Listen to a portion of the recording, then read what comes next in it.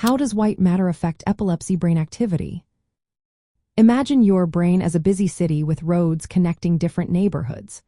White matter is like those roads, made up of long nerve fibers covered in a fatty substance called myelin.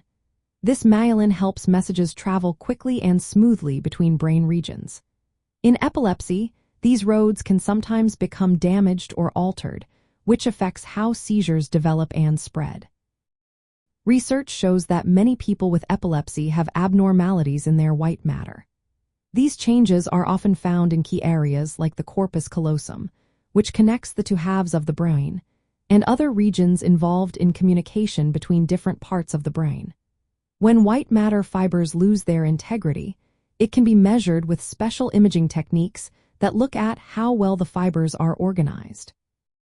Damage or changes in myelin can make it easier for seizures to spread across the brain, leading to more widespread activity during a seizure. In focal epilepsies, such as those originating in the frontal or temporal lobes, white matter networks are often affected beyond just the seizure focus. This means that the pathways connecting different parts of the brain may be weakened or disrupted. When these connections are compromised, it can lead to problems with thinking, memory, and mood, which are common in people with epilepsy.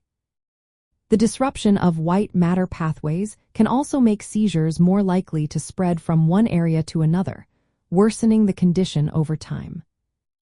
Interestingly, myelin, the insulating layer around nerve fibers, is not fixed. It can change in response to brain activity. Studies have shown that seizures themselves can cause changes in myelin, especially in pathways like the corpus callosum that help connect both sides of the brain.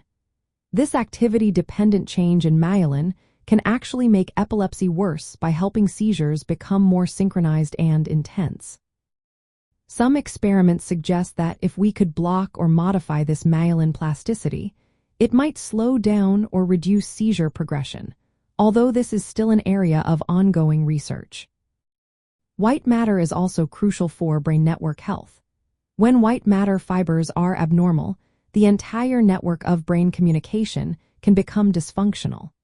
This can lead to seizures but also contribute to cognitive and behavioral issues often seen in epilepsy.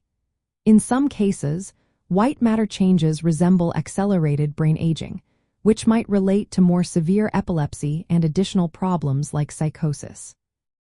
Understanding how white matter influences epilepsy helps explain why seizures can sometimes spread beyond their original site and why the condition can worsen over time.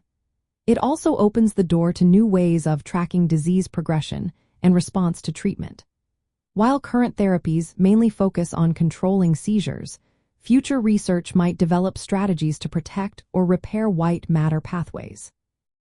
For now, it's important to remember that each person's brain is unique, and managing epilepsy involves personalized care guided by medical professionals. In summary, white matter shapes how seizures move through the brain and can change in response to seizure activity itself, making it a key piece of the puzzle in understanding and treating epilepsy.